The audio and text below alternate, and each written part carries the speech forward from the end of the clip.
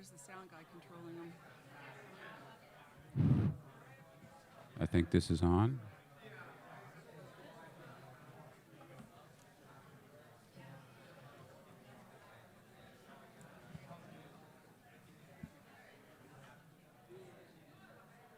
Angela is going to introduce, it's going to start it, get everybody in the room. So we'll just wait for her. The secretary went a little over. She's entitled. We'll let her do that. Yeah, that's okay. That was a great interview. Yeah, she did a good job. I will always have particular fondness for Betsy.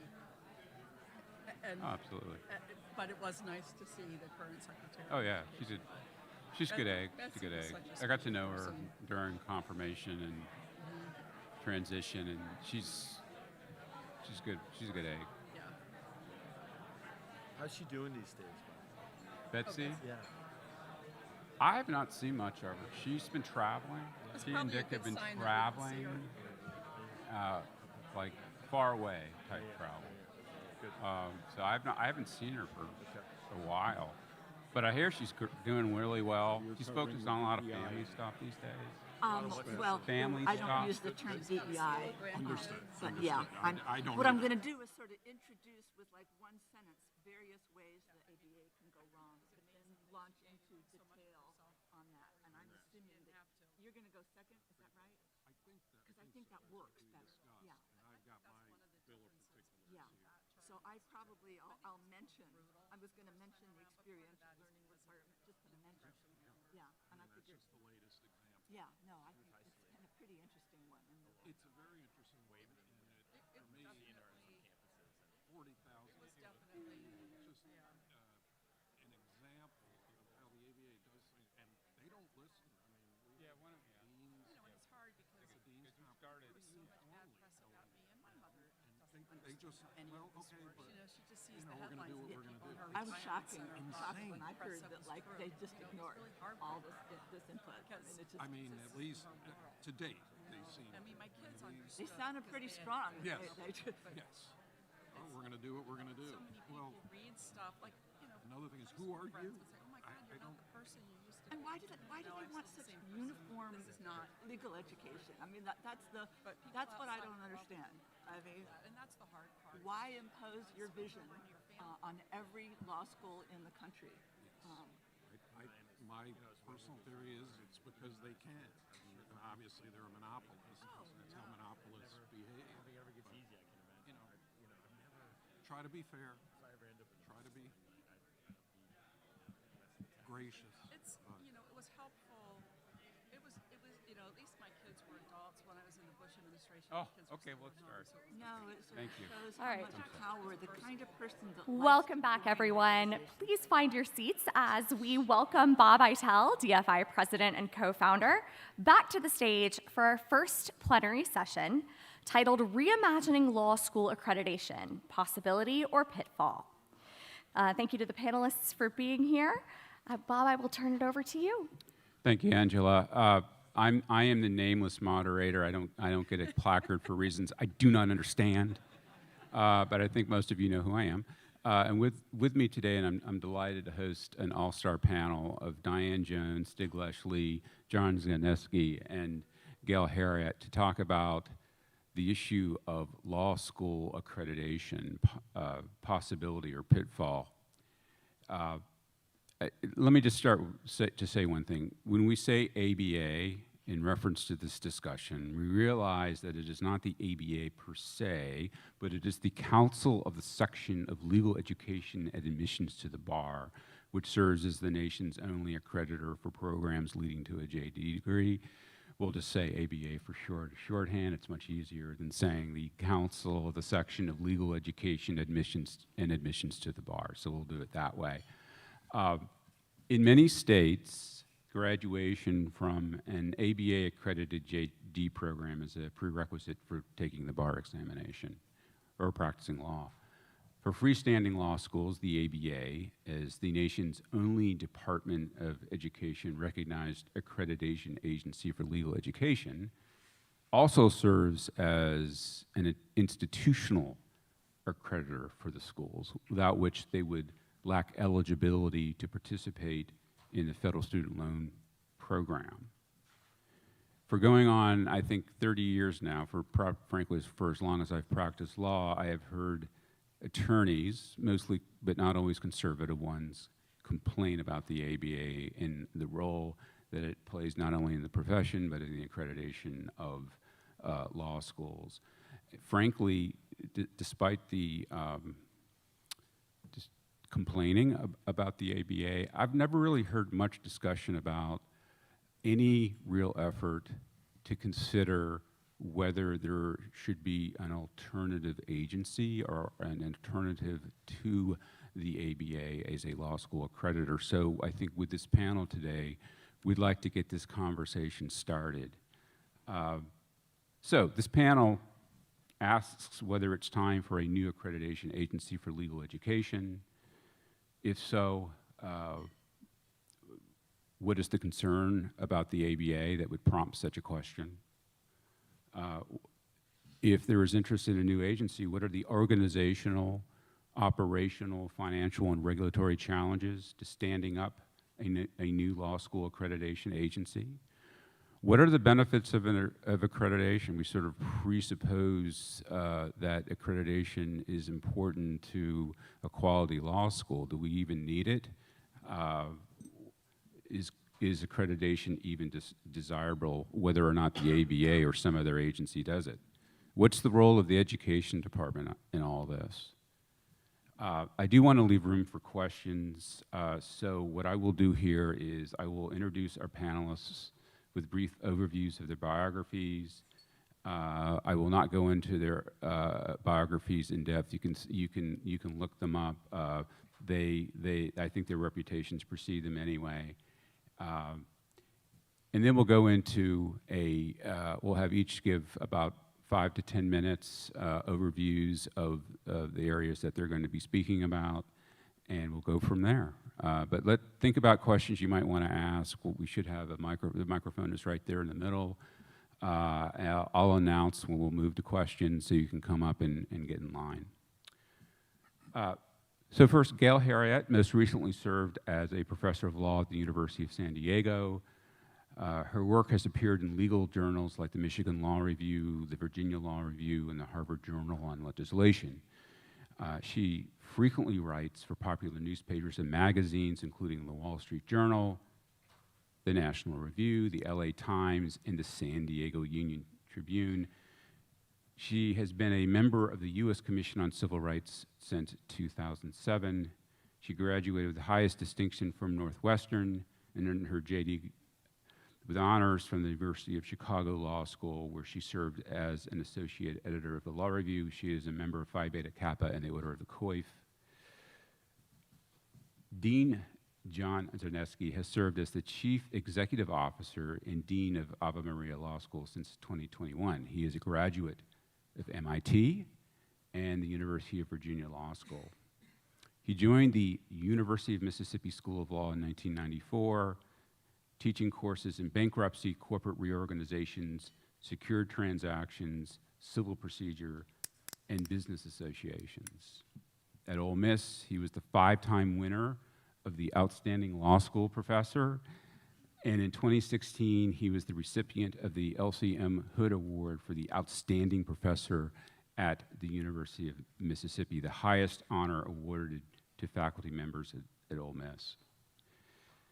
Dean Czarneski also serves as legal advisor to the Holy See's mission to the United Nations, representing the Holy See in negotiations, including establishing the International Criminal Court and several international treaties.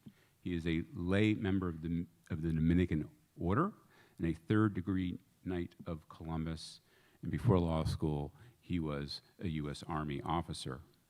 Stig Leschly is the founder and president of the Post-Secondary Commission, a new innovative institutional accreditor of outcomes-focused and innovative colleges. PSC is currently seeking formal recognition from the U.S. Department as an accreditation agency for institutions. Formerly, he was the CEO of Match Education, an education-related nonprofit that runs charter schools and trains teachers. Early in his career, he was a high-tech entrepreneur and an executive at Amazon.com, so I can blame you for all the packages that come to our house on a daily, hourly basis. He is the co-founder and board chair of Duet.org, a hybrid college that operates in partnership with Southern New Hampshire University, and has been a senior lecturer on entrepreneurship at Harvard Business School on and off for more than 20 years. He received his J.D. from Harvard Law School, his MBA from Harvard Business School, and his BA from Princeton University. Diane Jones served as Assistant Secretary for Post-Secondary Education during the George W. Bush administration and as the Acting Undersecretary of Education during the Trump administration. More importantly to today's conversation, she served as the senior department official for accreditation agency recognition during both tours of duty at the Department of Education. She has seen the good, the bad, and the ugly of the department's recognition process. Is it mostly ugly or just? Okay, we'll get into that. She has worked at institutions of higher education ranging from a community college and a for-profit institution of higher education to Princeton University. So she has seen accreditation from the institutional perspective. She has also been the president of an accreditation agency, so she brings multiple perspectives to this discussion.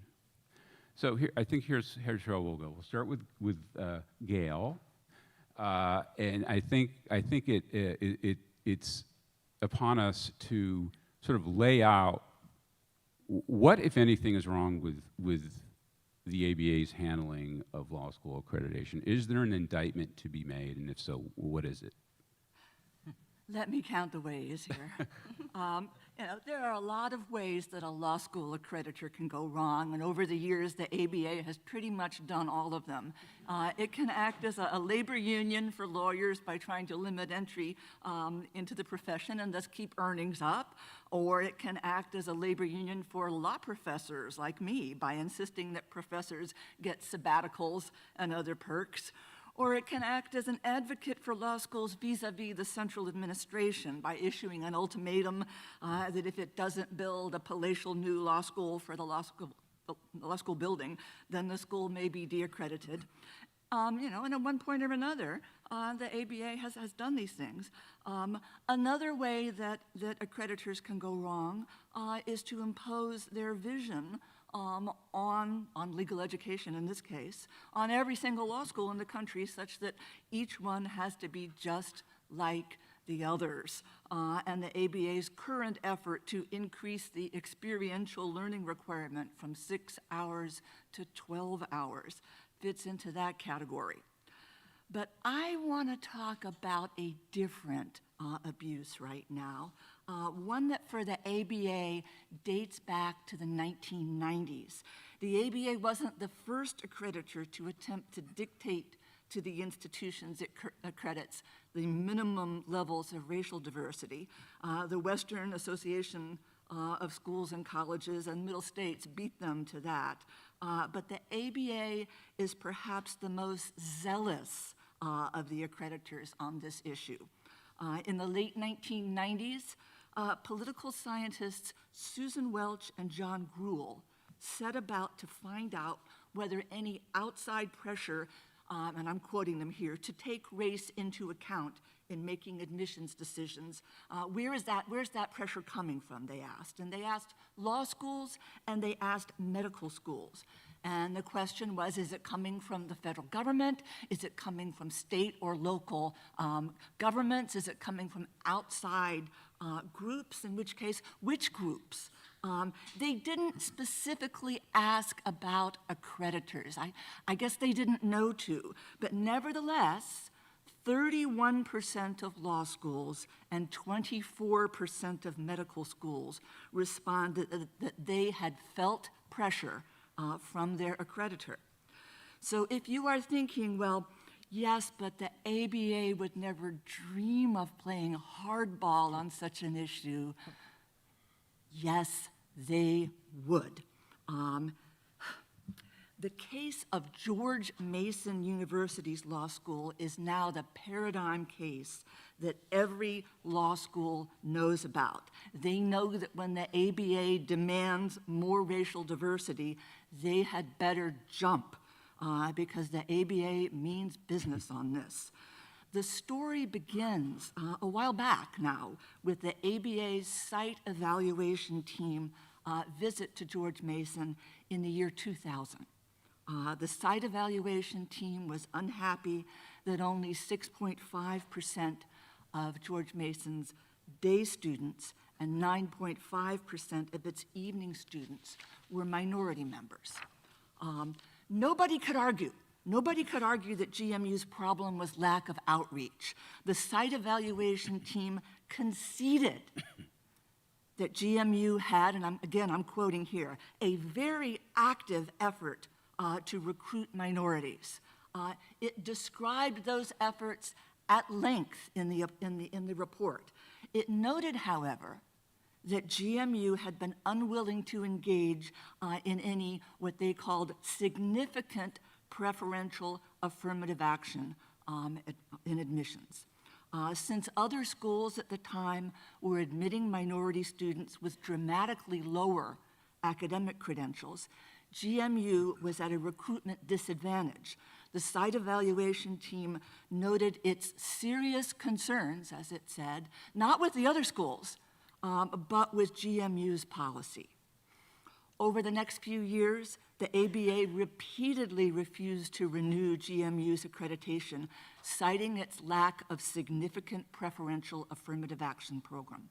Although GMU could and did step up its already extensive recruitment efforts, it was forced to back away from its opposition to significant preferential treatment.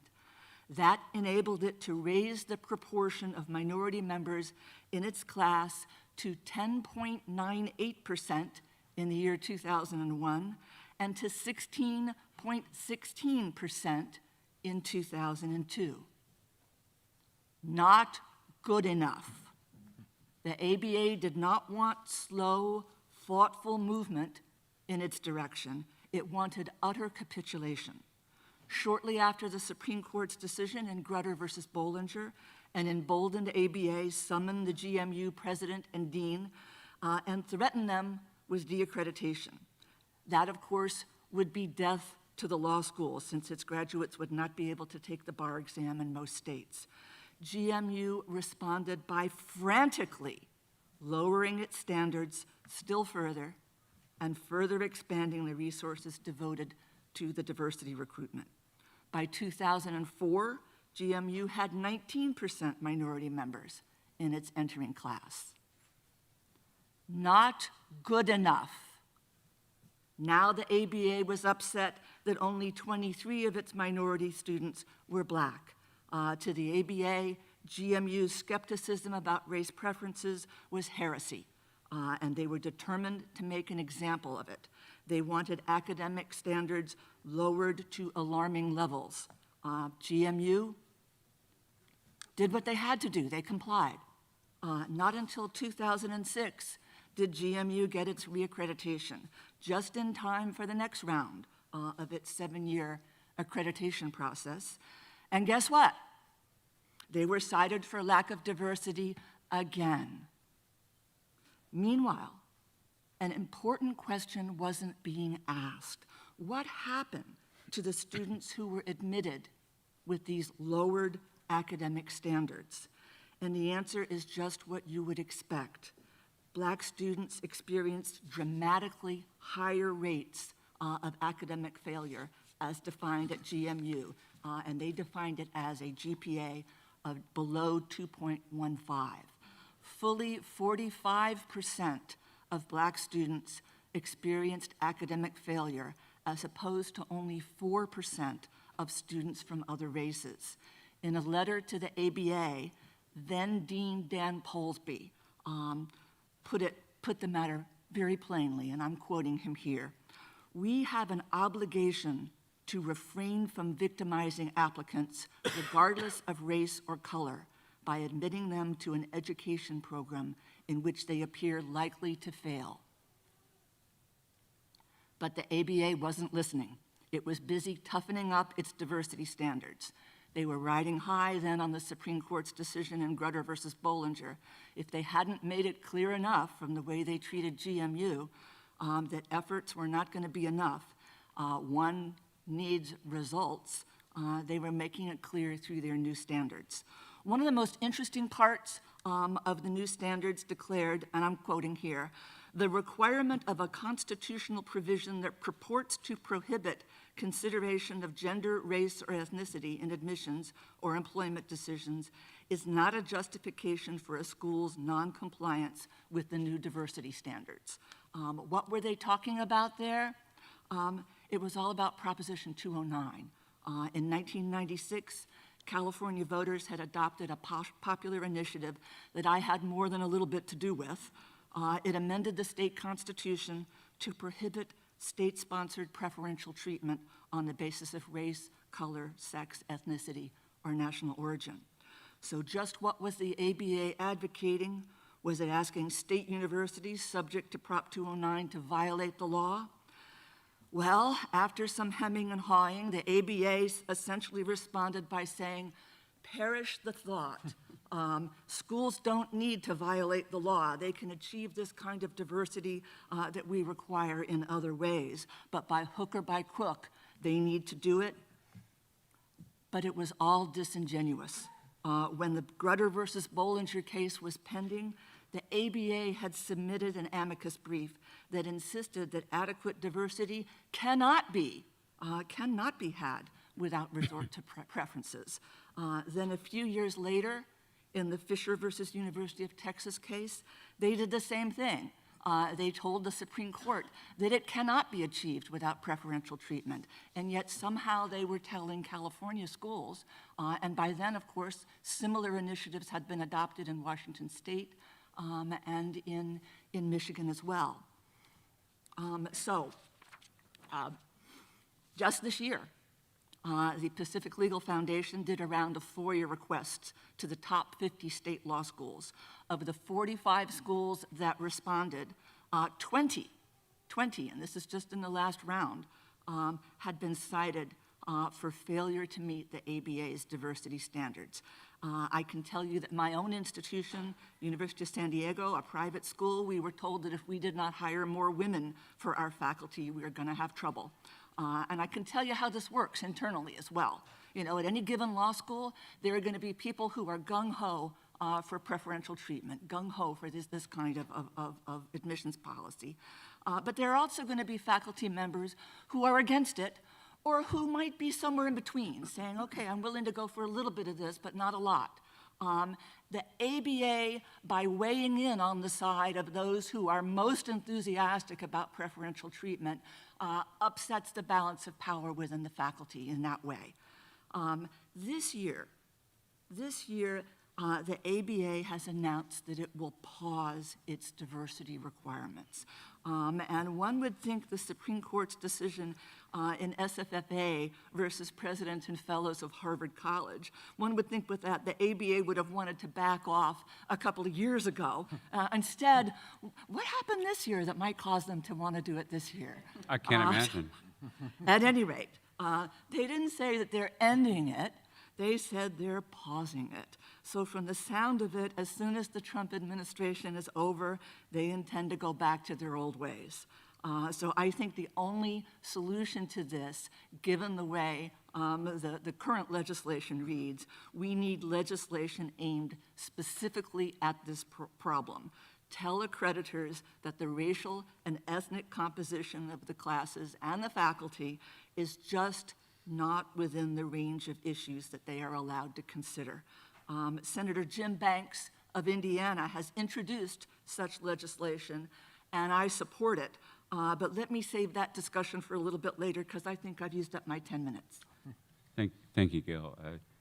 John, your law school has recently undergone the pleasure of an ABA accreditation cycle. Would you give us your experience with that and your thoughts on the issue as well? Well, I'd be glad to. Just preliminarily, it's a real honor and pleasure to be on this distinguished panel, and so thank you for inviting me. And to those of you that might be a little suspicious about having a law school dean on the panel at a Federalist Society event, let me just say, for what it's worth, I've been a Federalist Society member for over 35 years. I am dean. For those of you unfamiliar with our school, the title of the school may give this away. We are Ave Maria School of Law, is a genuinely and seriously Catholic law school. And what that means in the cultural moment we live in is that we're also a very conservative law school, one of a small handful.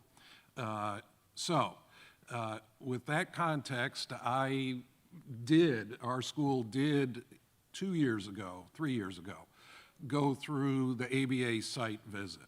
And what that means is every 10 years, the ABA sends a site team, and they examine every aspect of the law school.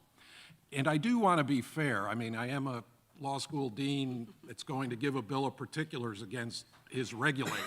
So, I am a little bit abashed by that, but I won't hold back. I do want to begin with some praise for the ABA, some gentle praise. Everyone on the ABA staff the ABA council staff that I've dealt with have been unfailingly polite and professional, and that includes the site team that came and visited us. Now, please, distinguish unfailingly polite and professional from the pure power that, Gail alluded to this, that the ABA Council exerts over us.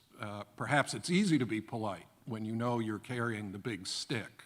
But, I mean, I do need to say, nothing but professional treatment from the ABA Council staff. But, okay, let's cut to my experience, or law school's experience, with ABA regulation. And again, Gail has alluded to some of these points. And I speak from the perspective, obviously, as of a law school dean. In no particular order, first, the ABA, as a monopolist, and that's what they are, displays hubris in my mind.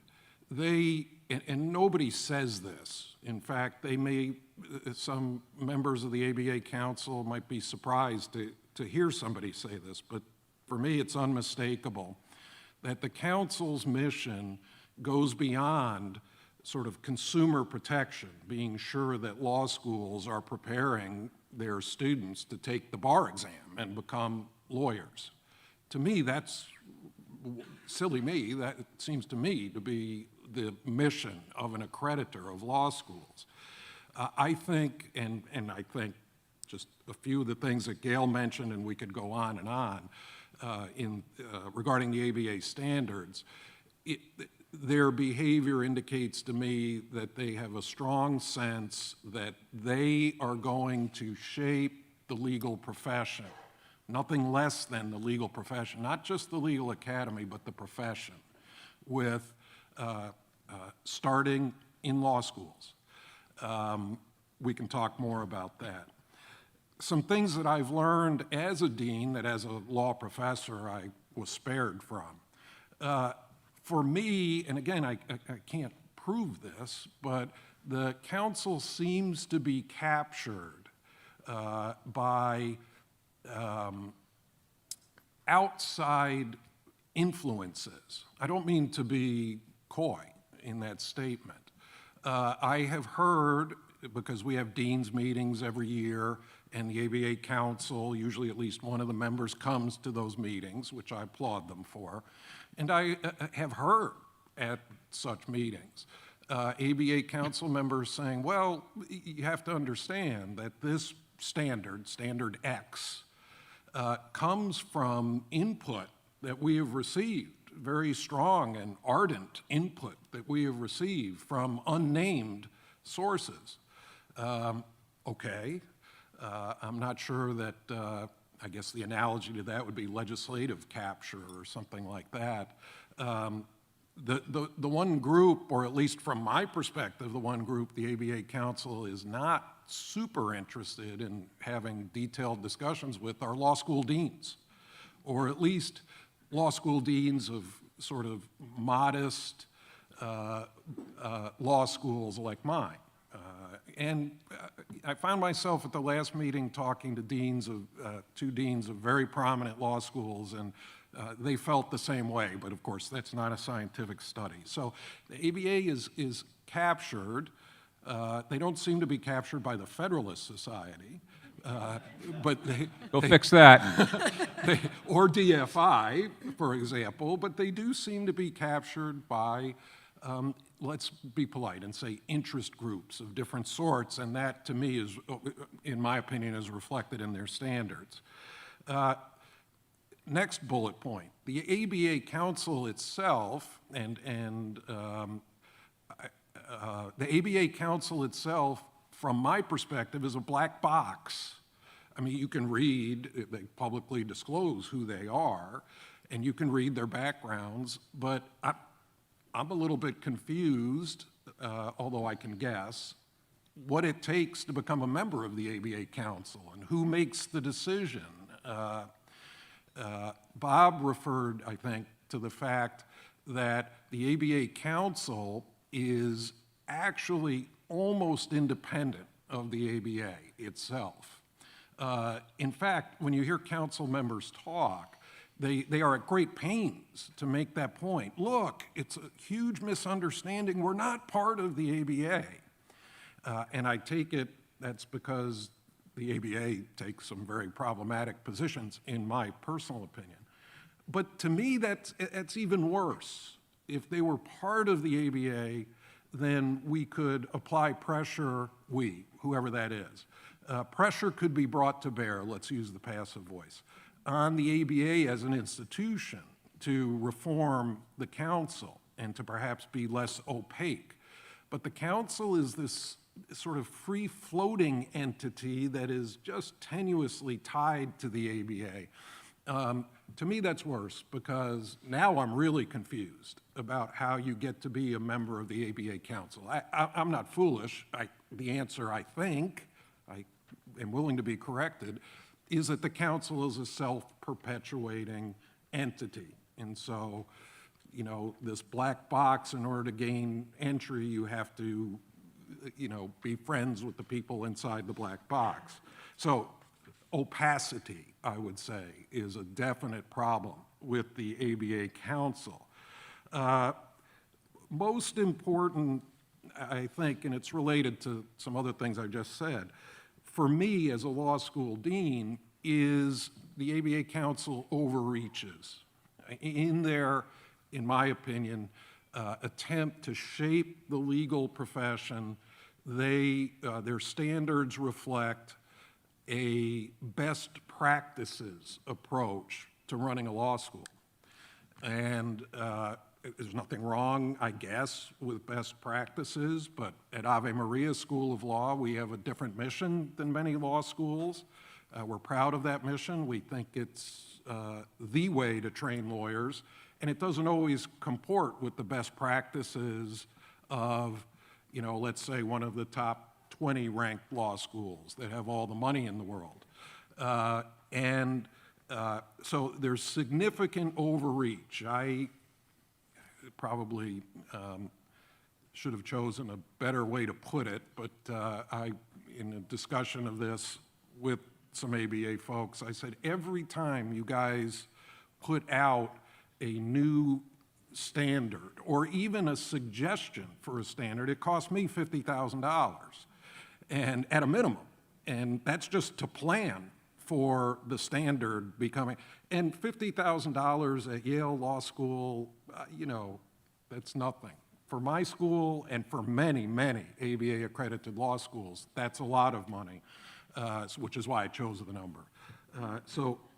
Overreaching, when, especially keep in mind, you all know this, keep in mind, law schools, unlike many other educational institutions that are accredited, we have an absolute test of whether we are accomplishing our mission, and that is bar exams.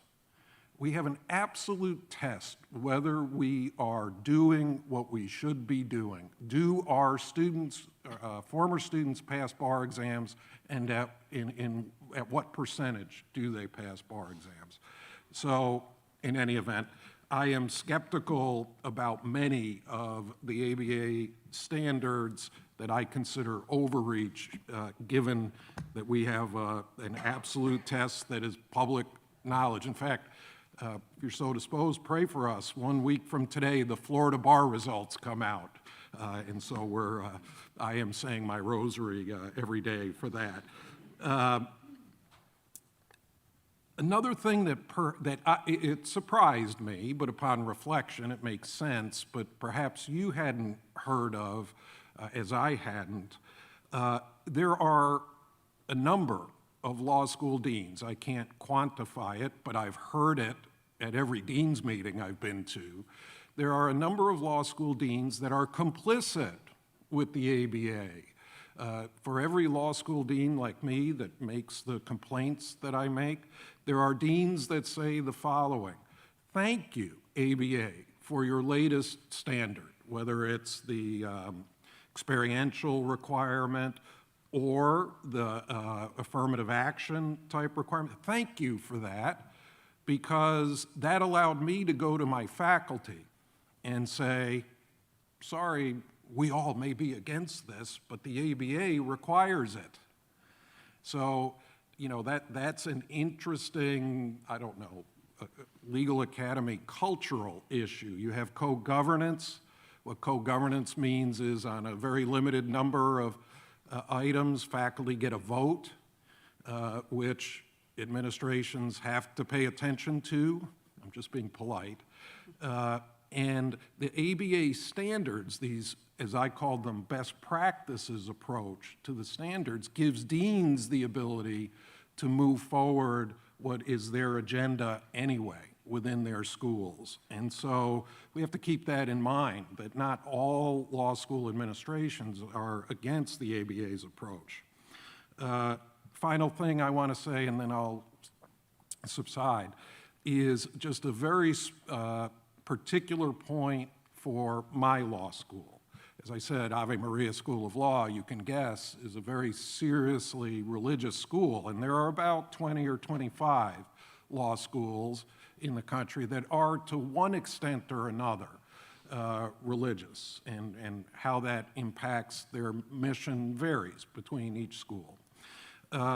When the ABA conducted their site visit for us, it was clear to me that, and I'm trying to be charitable, but that no member of the site team was at all intimately, or even maybe not at all familiar with the unique mission of a religious school, much less a school that takes that mission as seriously as we do. So just as a small example, and it really is illustrative of the ABA's council's power, and it's almost as if maybe they don't recognize it. So just very quickly, the ABA required law schools 2 years ago, I think, or 3 years ago, this provision was put into the ABA, to the standards for accreditation, that our anti-discrimination statements, both for admissions and for employment, would guarantee that we will not discriminate based on gender expression. Not gender identity, that was already in there, but gender expression. Now, regardless of how one feels about that point, that we believed would have violated Catholic Church teaching. And for Ave Maria, we're not going to do anything that violates Catholic Church teaching on these type of issues. So I told the ABA, the site team, we're not going to do that. And the first thing they said was, well, that's interesting because there are a number of other Catholic schools that have no problem doing this. I said, well, okay. Okay, but we do have a problem. What I really wanted to say is, why is the ABA crafting their own anti-discrimination statements when the Department of Justice has an entire division that's perfectly capable of policing schools that are violating civil rights? And by the way, the idea that any law school in the country is consistently violating anyone's civil rights, well, except in recent Supreme Court cases, is preposterous, at least violating rights in the way the ABA is worried about. Anyway, so we told the ABA no, and I told them, well, I'm not going to name any schools, but just because school X does something doesn't mean that that's what the church approves. And what happened, just to cut to the chase, was the ABA council said, okay, we've met, Dean, and we can't sort of reaccredit you until you show us that this is actually church teaching. Well, okay. So I sat down and wrote a catechism on this issue based on Bishop's teaching, and I wrote back to them. And so think about this, okay? My school is up for reaccreditation. The ABA has all the power. They send us a letter that says you are out of compliance with our standards and therefore not accredited. That is an existential crisis for our school.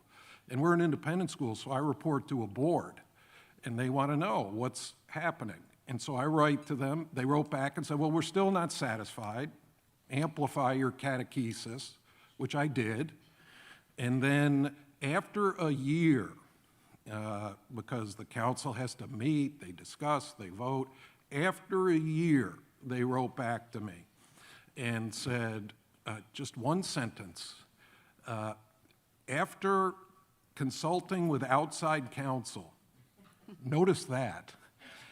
That's a Godfather kind of statement, right? It's a nice law school you got there. Wouldn't want anything to happen to it. Be a shame if something happened to it. Good line, Bob.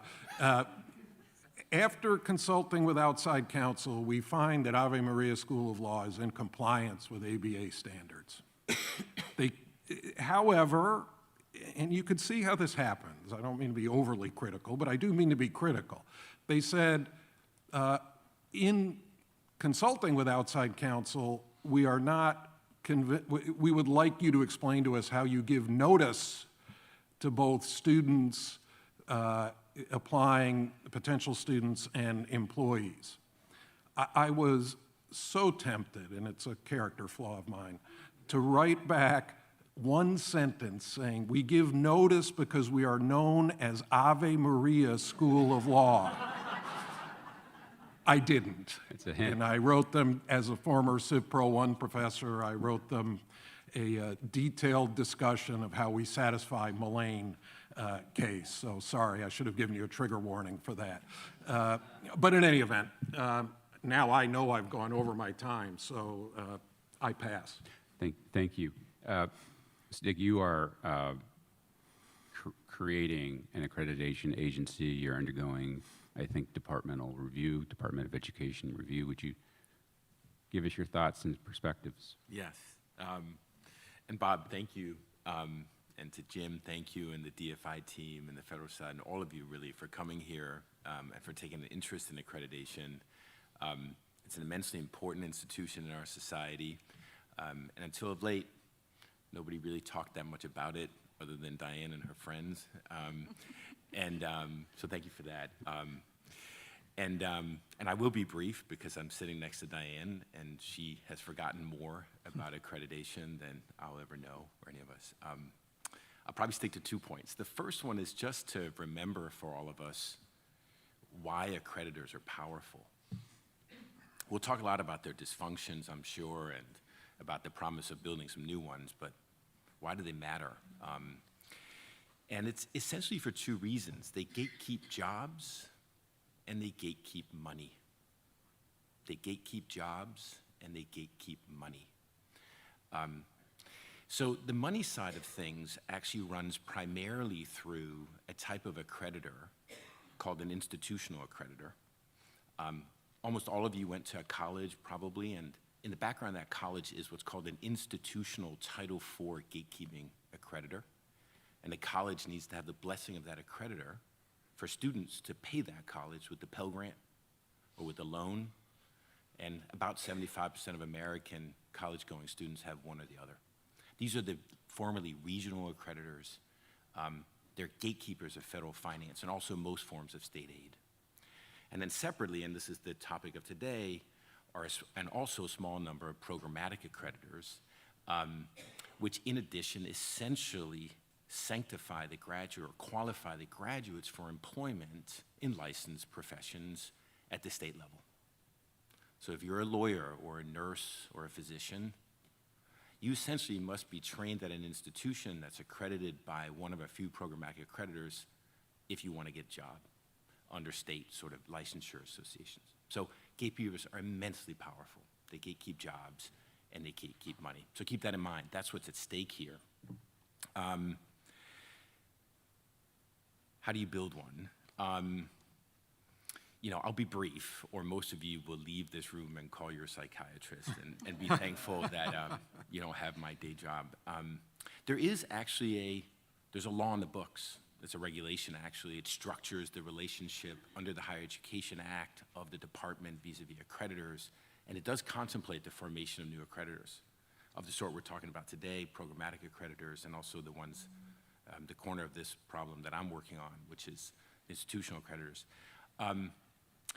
It's a demanding law, as it should be. It requires you to form an accreditor, seat a board, it's intensely regulated stuff. You have to release an accreditation model complete with standards and guidance, and you actually have to go and accredit in the real world before you're an accreditor. It's a difficult pitch, if you can imagine it. I would like to accredit you, the institution.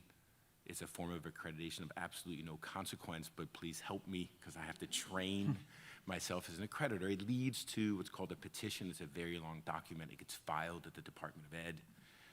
That goes through review by the staff, typically there. There's a series of reviews. It gets reviewed by a congressional advisory committee and eventually by the department. It's not a fun process. I don't think it's an optimized regulation, but it is viable. In theory, we've been at it for years now. I can talk much more about it, Bob, as we get into it. The important thing now is this department is receptive to reviewing, to adjudicating under the law, under this set of regulations, fairly interpreted and applied petitions by credible new accreditors. And so there's an opening here for accreditors to get built, to do the hard work of compliance with this regulation, and to come up and have a fair audition with the department. And I'll turn it to you, Diane. Thanks for being here. Well, and just along those lines, just real quickly, so just do some table setting here. Yeah. The ABA is kind of unique in that it is both an institutional accreditor for freestanding law schools such as John's, and thus a Title IV gatekeeper, As well. and a programmatic accreditor in that it is the accreditor of programs leading to a J.D. program, a J.D. degree, which implicates, you know, basic questions of state licensing and the right to practice law, which is a perfect segue to Diane, and your thoughts not only on sort of the state licensing aspect of all this, but I'd also like to hear your thoughts on the inside, you know, the department's perspective on all this as the regulator of accreditation agencies. Great, thanks, Bob. You might not even remember this, but I met Bob Eitel. We were mere children during the Bush administration when I was the senior department official and the ABA was up for review. I don't know if you remember this, and we had to talk about this, and that's how I first met Bob, so it's great that here we are full circle. And in those days, the ABA was threatening to take down Georgetown University's law school because they had not built a new library, and the faculty wanted one. And it was just outrageous to us, and, you know, we didn't, you know, Al Gore hadn't quite invented the internet yet, but we already could see that things were moving to an electronic means of research and sharing information, so it just was preposterous. Anyway, so that's how we first met and have been dear friends, and ever since, and have worked 3 jobs together. So it's always great when I get to see Bob Eitel. So I think that the accrediting agency recognition program that exists today is fundamentally illegal. Now, this is a dangerous thing for me to say in front of a room full of lawyers, because I'm a molecular biologist. I am not a lawyer. But with Remembering Rocks, I hope to, convince a whole bunch of lawyers that maybe I'm right. I think it's fundamentally illegal. So you have to go back in history. Oh, and one other thing I'll say is, as a card-carrying Republican, it's Republicans that screwed it up. And thank God we have Republicans that want to fix it. But we have to take a little bit of the blame. So if you go way, way back, so accrediting agencies have been around for, over 100 years. They formed as social clubs. So the New England Association was the first one, and if you read the writings of the president, they were social clubs where the presidents of elite institutions got together with the headmasters of elite boarding schools to decide what needed to be taught in boarding school so that those students would have a pathway to an elite college education. Full stop. And so it was okay that they had standards that were bizarre at times, because you didn't have to join if you didn't want to, and the whole point of it was just to keep the students flowing. And what got you admission into the group was the educational pedigree of the president, right? I mean, I worked at Princeton. No offense, Steve. These people are thick as thieves. They all know each other, right? They all come from, at least in those days, they all came from the same social class. So these were social clubs, and their role expanded with the Morrill Act that basically started the land-grant university system. So these accrediting agencies were initially formed by the elite private schools in different regions of the country, basically to say, okay, these land-grant institutions are going to come out with vocational education. By golly, we are going to differentiate ourselves, we are going to protect liberal education, and we're going to show that we're better. So you have to kind of understand that this whole thing got started by elite institutions trying to establish themselves as better than these newfangled land-grant colleges that were, hold your breath, going to allow the children of middle-class parents to go to college. So that sort of sets the stage for how accreditors began. And all of that was okay, but then in 1952, when the GI Bill was reauthorized, Congress added a provision because the GI Bill cost more than Congress ever thought it was going to cost. And so when they reauthorized it in 1952, they had to close the field so that it wouldn't be so expensive. So they added a provision that said to serve a student who's using GI Bill benefits to pay for school, you have to be accredited by a recognized accrediting agency. So that was the first time federal law said these accreditors, they have a federal role now. And the Commissioner of Education was required to maintain a list. And so they used the word recognized because that's literally what it meant. The brain trust of higher ed people, who we call the blob, would come together and basically tell the commissioner, yeah, this is a legitimate organization. So to be a listed, recognized accrediting agency, it meant you were legitimate. You had an office space, you had some people knew your names. It was not a matter of, we like the schools you accredit, we don't like the schools you accredit. It was really a litmus test of legitimacy. And there was the rare university that needed this accreditation to survive, because many of the elite schools did not want to serve GIs, and there was the rare college that was dependent upon GI Bill funding to survive, right? So the whole process was voluntary. And I say this because when you read all of the rhetoric about accreditation, including the current Higher Education Act, it emphasizes the voluntary nature. Every accreditor, in their mission statement, in addition to claiming separate and independence, they will, their voluntary membership. it truly was voluntary because no school was going to live or die based on whether or not they could receive GI Bill funds.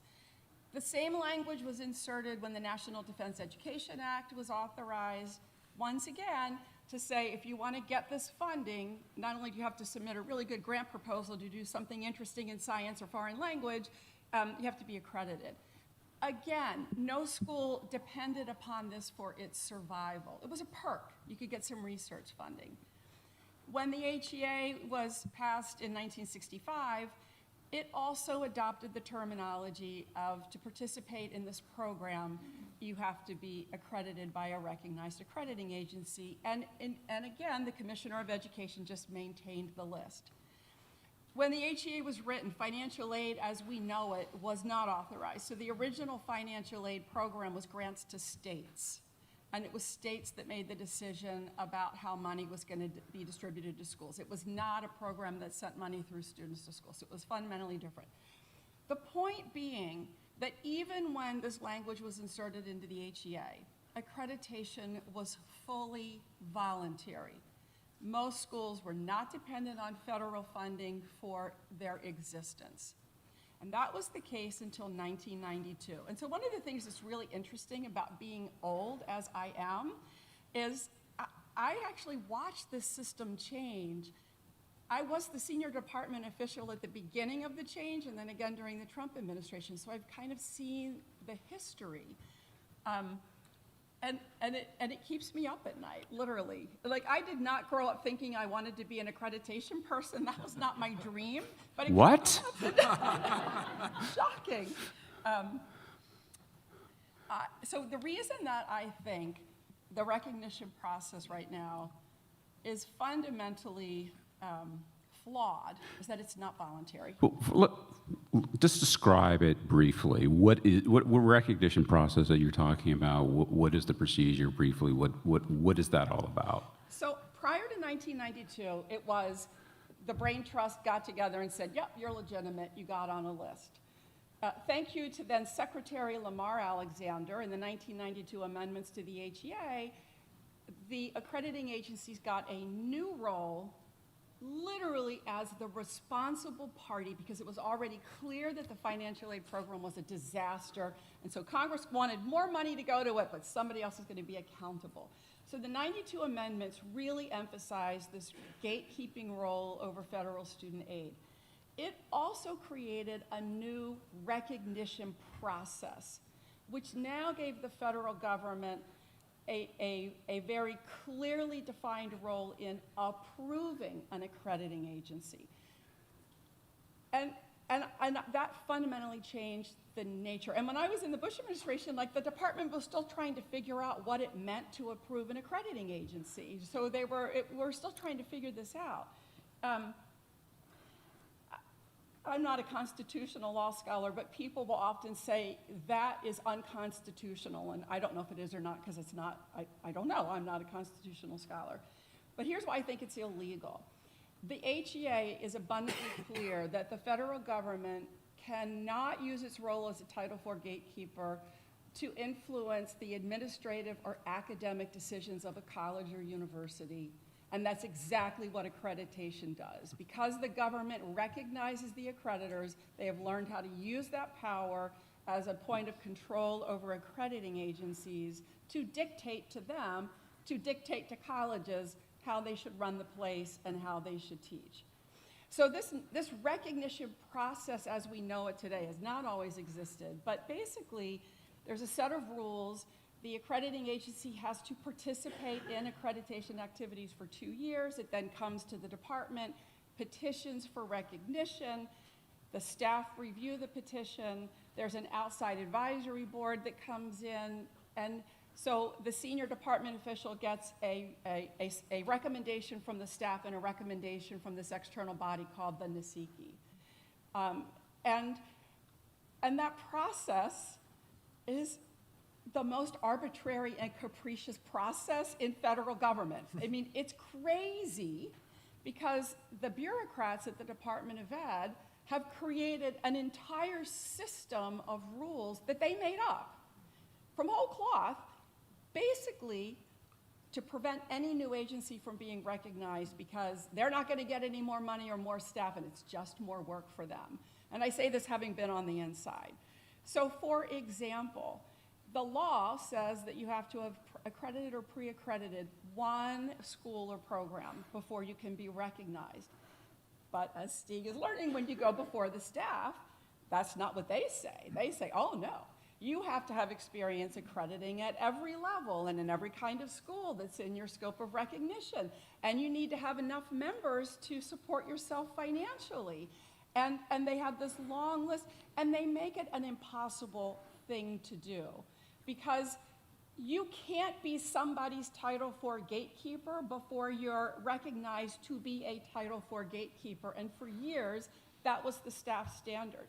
If you're not a gatekeeper, you can't come in. Well, you can't become a gatekeeper unless you come in. So during the first Trump administration, we promulgated regulations to at least give a pathway for new accrediting agencies, which the staff have completely ignored. So, Trump 2.0, enforce it.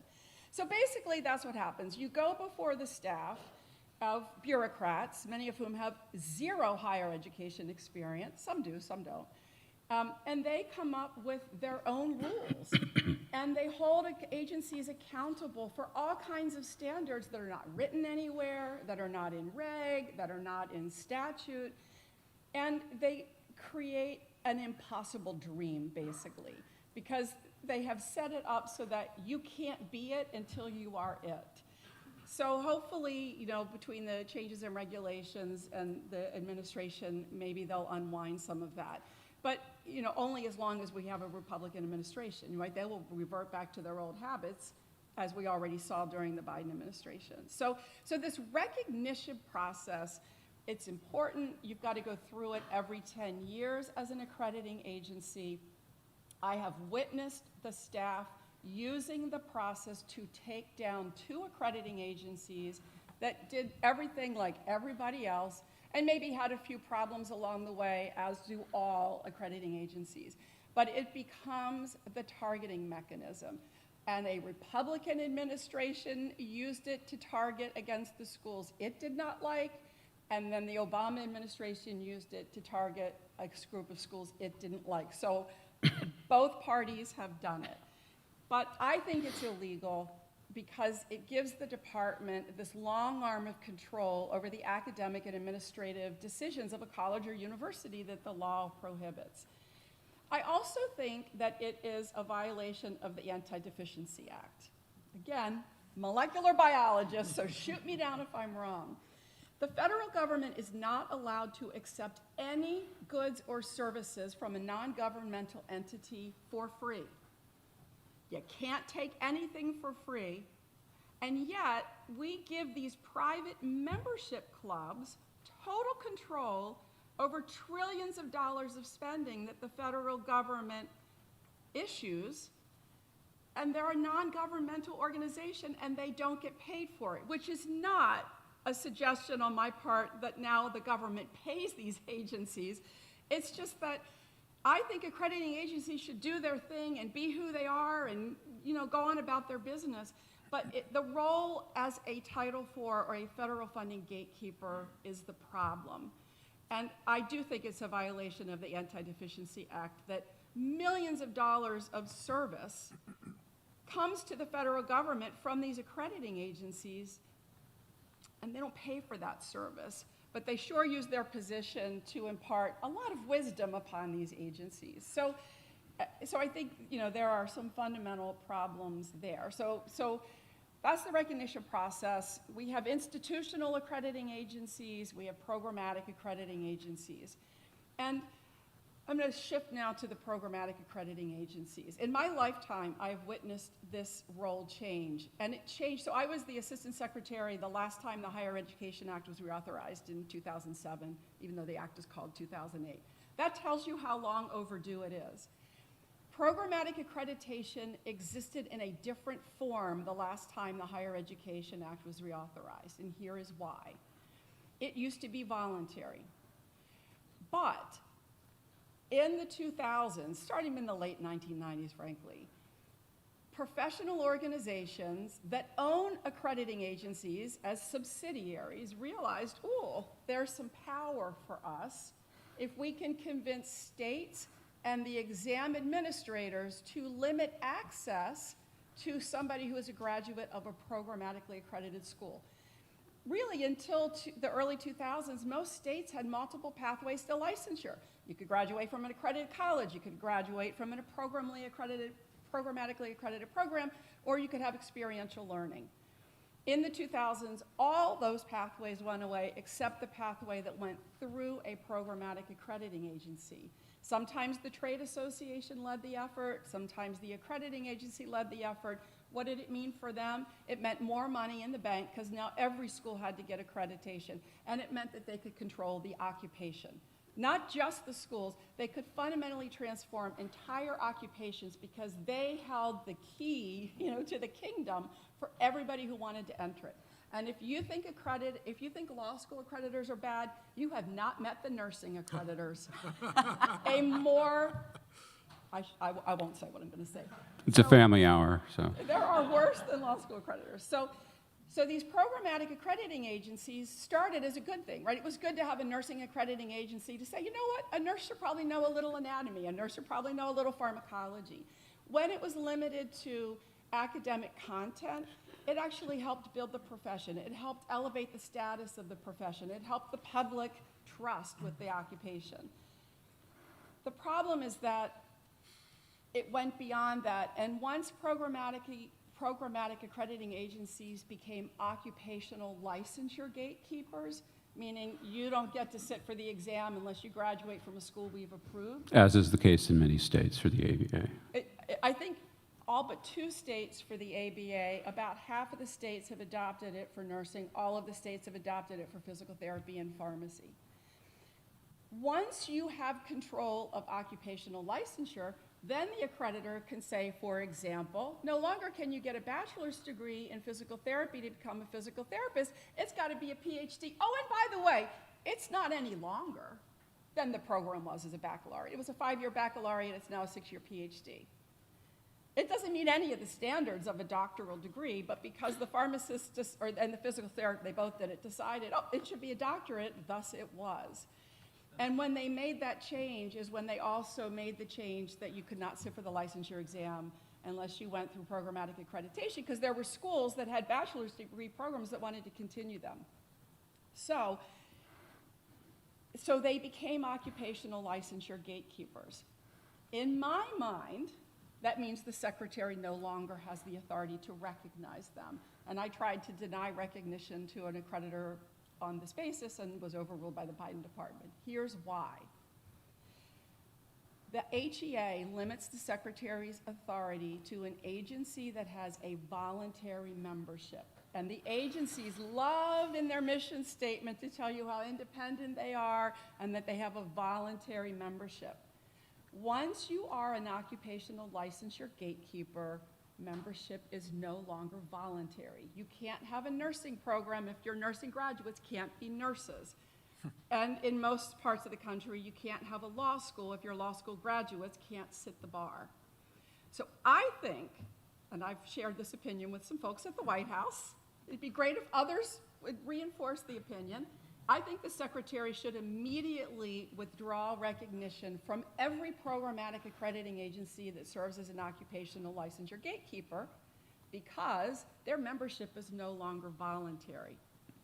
And I really think that by taking that recognition piece away, you would restore a truly voluntary system of accreditation where some law schools could choose to be accredited, and maybe that would be a mark of distinction with the students they wanted to attract.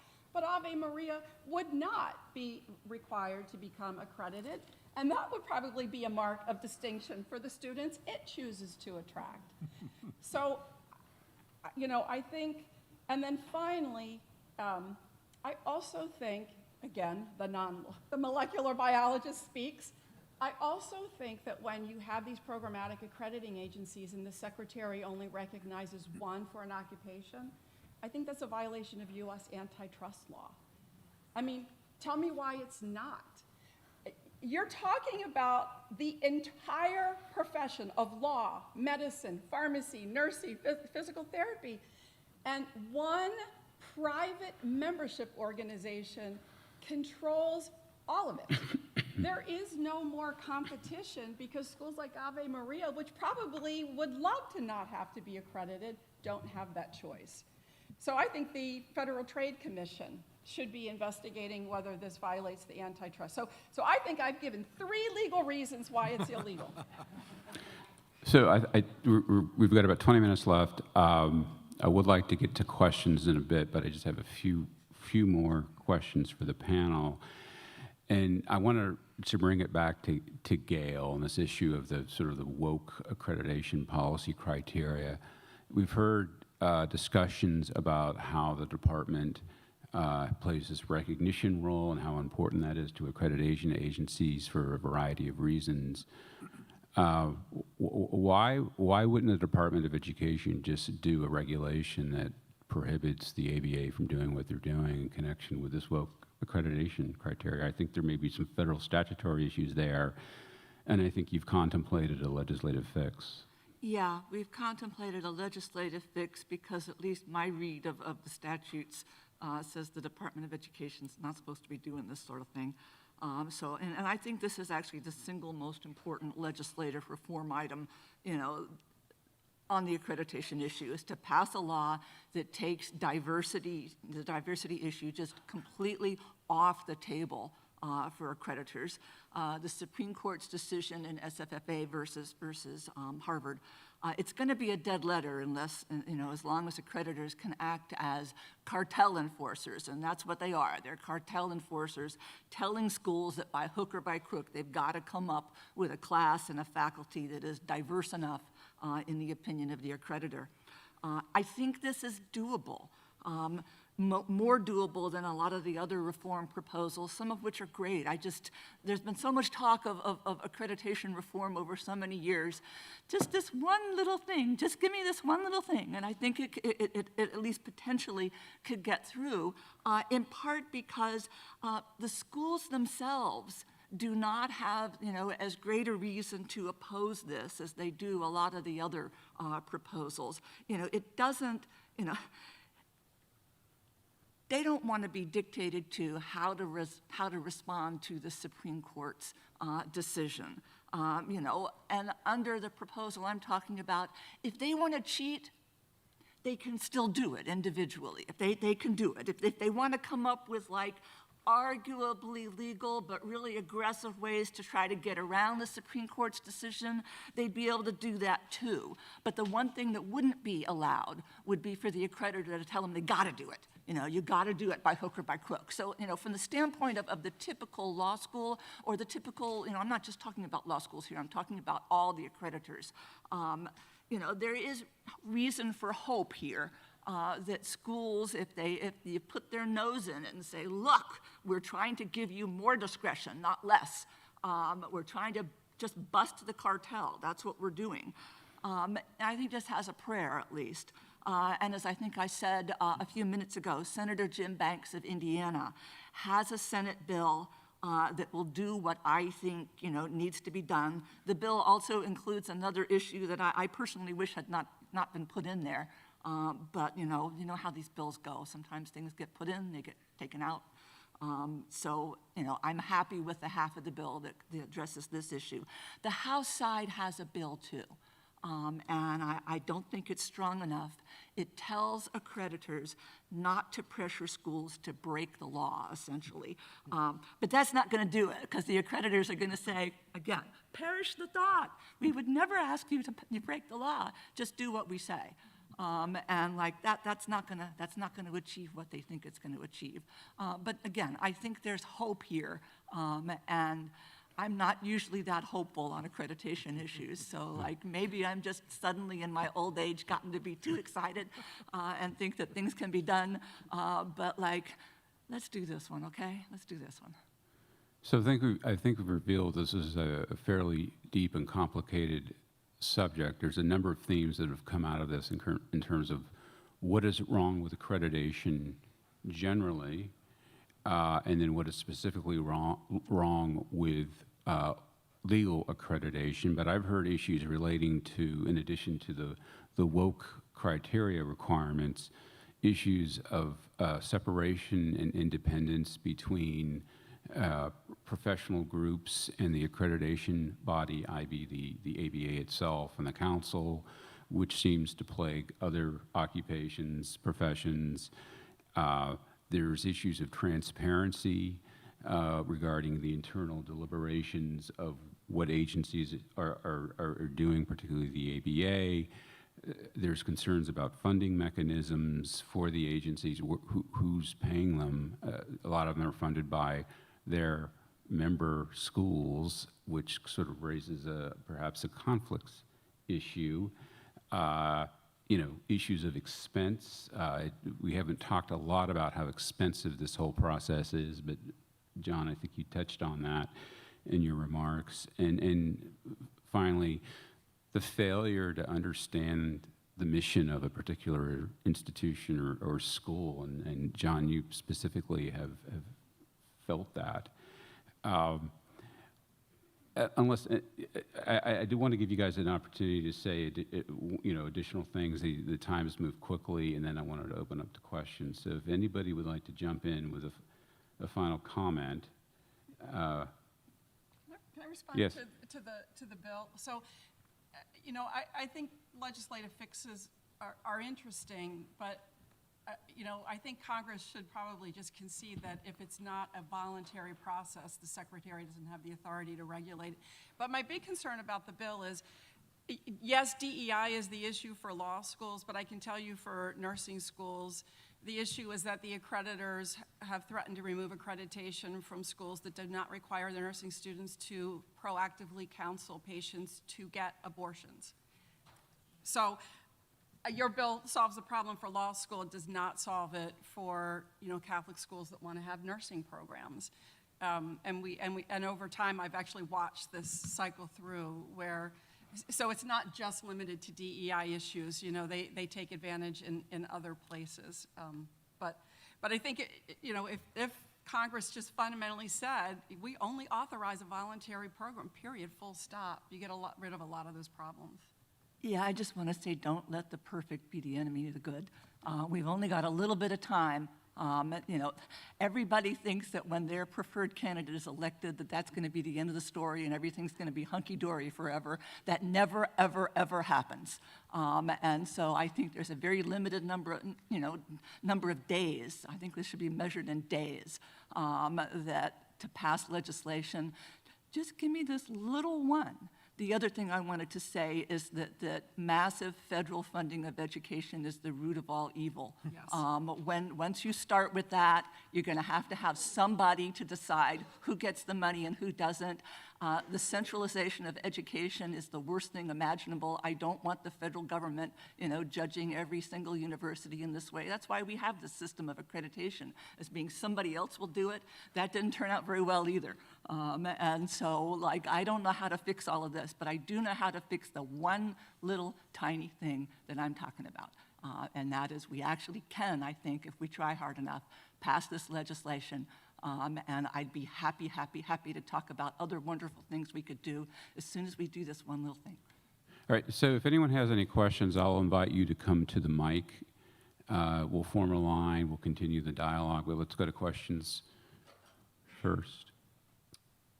Thank you for being here. David DeLugas with Parents USA. I'm an attorney, went to a top 20 law school. Question, why in a free market do we even bother with it? Why do we not let those who employ attorneys, whether law firms or consumers, decide their competence? I, for one, just would think if you had an apprentice in your law office, never went to college, never went to law school, that person may become a far better attorney depending on their inherent abilities. You mean like and the Lincoln? training. There you go. So For example. I'm a skeptic at the whole notion because I was at a big law firm. We had a law review from a major law school come in as a young associate. A year later, he's being asked to leave and find a job somewhere because he couldn't do the work. Law school is not necessarily preparation for the practice. And similar to medical, the different specialties, perhaps there is a necessity depending on what you're going to practice, whether you get to specialized training. But then again, I'd rather see the market do it than any institution. Well, you raise an interesting question too. Law school has no, I think you said law school is not the practice of law. Really? I mean, clients might be surprised to hear that. Like, you go to law school to become a lawyer, and I think there is perhaps room for there to be, in addition to sort of the academic aspects that we have now, a client, more of a client-centered type of legal education that might serve clients better, where students walk out of law school, graduating, and can take a deposition or try a case, which many of them, frankly, cannot. But it's the conflation between accrediting agency recognition and occupational licensure that's the problem, right? The states say you got to graduate from a school accredited by a recognized accrediting agency that hands them the monopoly. And Why do the states say that? because the trade associations lobby the states, and the trade associations get a direct flow of money from the accrediting agencies, which is why I know it seems sort of silly to take the stand that I think the secretary needs to recognize she doesn't have the authority to recognize them anymore, because that's going to force the states to change their state licenses. So I know it's a roundabout way of getting there, but I'm not convinced that you can convince all the states, but they would have to do something if all of a sudden there was no recognized law school accrediting agency. Hi, first I just want to say thank you all for giving your thoughts. I thought it was a very interesting discussion. My name is Michael Mackey. I'm a 2L at Suffolk University Law School in Boston. I'm also the president of their Federalist Society chapter there. So you sort of outlined this at the end of both of your remarks of sort of outlining the sources of the problem and some potential solutions. But my question is, and you guys were just discussing this, where do you think is the most plausible? Where is the solution going to come from? Is it going to be legislative? Is it going to be from the Supreme Court? Where do you see the most likely success of solving these problems? Where is it going to come from? Well, I'll jump in and say something I probably should have said earlier. I would like every sharp mind in this audience and any other sharp minds to work on this problem, and that is, if we did away with the ABA tomorrow, that will not solve the problem, because the states regulate who gets to sit for their bars. And just to play that forward, a school like Ave Maria, we send a non-trivial proportion of our students outside of Florida. So we have a wonderful Supreme Court. I'm not just saying that because Chief Justice Muniz is in the audience. It's true. But I'm saying it partially for that reason. But we have a wonderful Supreme Court. I have no doubt that Ave Maria would be recognized by our Supreme Court. But would Michigan, in the absence of ABA accreditation, permit our graduates to, I don't mean to pick on Michigan, I just picked the, and so there is this interstate aspect. And in a way, it does lead to strange alliances, because I know the University of Florida is extreme, and Florida State and all the law schools in Florida are extremely interested in the question. Even if the ABA goes away, how do we craft a solution where students like you can graduate from a school in Massachusetts and practice law in Illinois?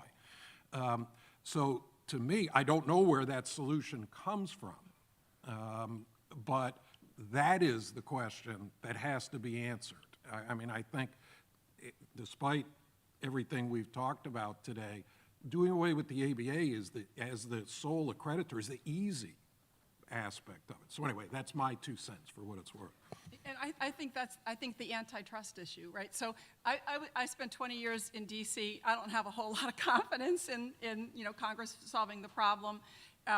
But I have seen, and we learned this from, the former Obama administration, learned how to sue agencies to get things done. And I can't believe I'm actually recommending it, but I think somebody needs to bring an antitrust lawsuit.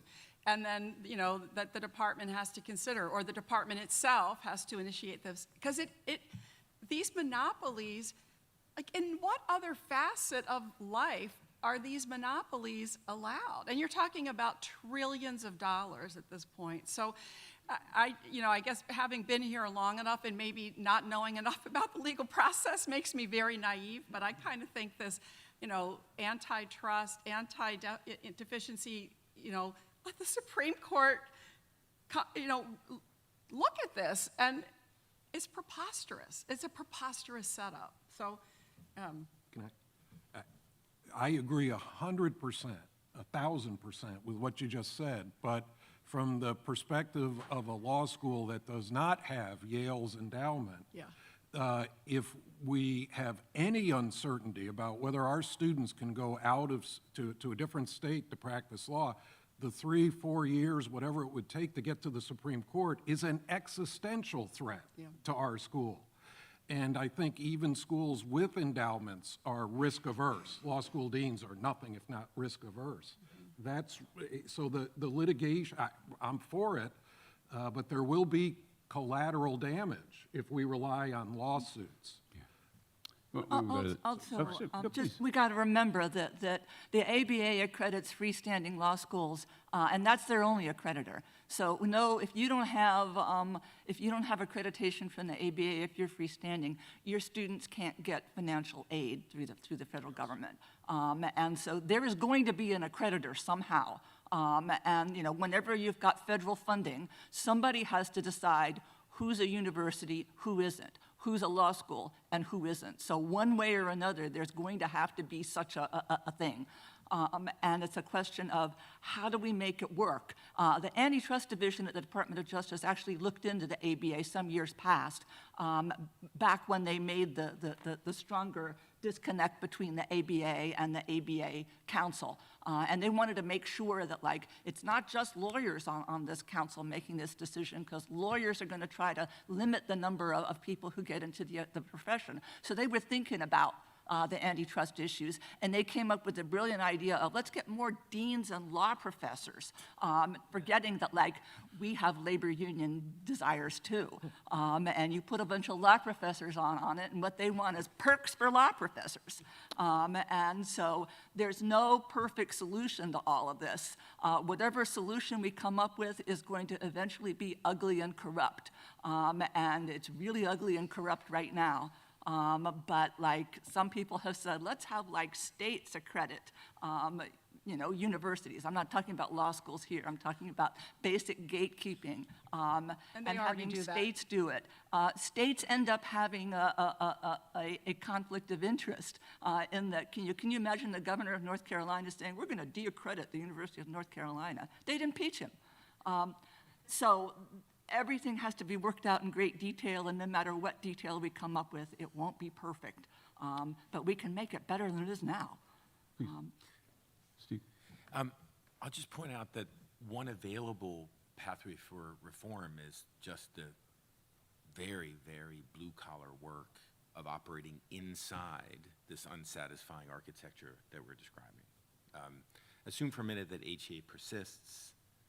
Assume for a minute that the legal strategies invented by the genius molecular biologist sitting next to me. There appears to be a young lawyer in the front row taking furious notes, Diane. I don't know. Great, exactly. Look, there are ways to view reform in deep structural ways through statute, through the courts, et cetera. In addition, and sometimes I think this is unsatisfying, but most days I'm just required because of my day job to really believe in this work, which is there's also an opening now, Bob, I really appreciate you talking about this, which is let's go build some new accreditors to put pressure on this inside the status quo as we find it. We might be surprised where if there is to emerge, for example, a new law programmatic accreditor over in the world where I operate, an institutional accreditor that can get interested in innovation and the formation of new colleges and so on, that is incremental work inside the prevailing architecture of the HEA and the patient as we find it, so to speak. But I think there's an opening to potentially also do work there in very applied ways that can be powerful. Let's move quickly to Thank you. Yeah, absolutely. I think we have one final question. Okay. Hi, I'm Jeff Leach. I'm a member of the Virginia Bar. I went to GMU Law School. And I can understand the argument for why you need to have quality control, of course. But it seems to me, as someone mentioned, that things like bar exams, where the proof is in the pudding, would be the solution for that. And also, some states recognize that, about 10 states, including Virginia, allow an apprenticeship program, which I think sort of undermines the entire idea that you have to have, you know, some sort of outside accreditation. Wondering what can be done for that, but also, what would it look like if you broke up the monopoly, if you didn't just have the ABA, but you introduced many different people? For example, a notary public can affirm that a signature is, you know, they can be an accreditor of this signature. There can be an innumerable number of notary publics. So why can't there be, you know, a large number of competitors in that field, and maybe somebody also authorize, you know, looking at those individual groups? But would something like that work? I mean, I think that would be a great solution if you could get the department to recognize more than one accreditor. And the challenge there is a lot of states mention the ABA by name, and so you know, you don't even have the choice. So, you know, again, I think that's the problem with the monopolies, right? I mean, if the secretary did recognize 4 different law school accreditors and you truly did have choice, I think some of this would go away, because the Catholic university law schools could form their own accrediting agency. But it's this catch-22 if you can't be an accreditor until you're an accreditor, which we cured with the regulatory solution in the first Trump administration, and now there's a chance for the second one to actually make the staff do their job. And I might add that the current administration has indicated that they will engage negotiated rulemaking on accreditation and perhaps revisit some of these issues in the coming year, if not sooner. Well, I wanted to thank the panel. I thought it was a great discussion. It's a deep subject. We just scratched the surface. Really appreciate you being here, and I thank the audience for watching. Thank you.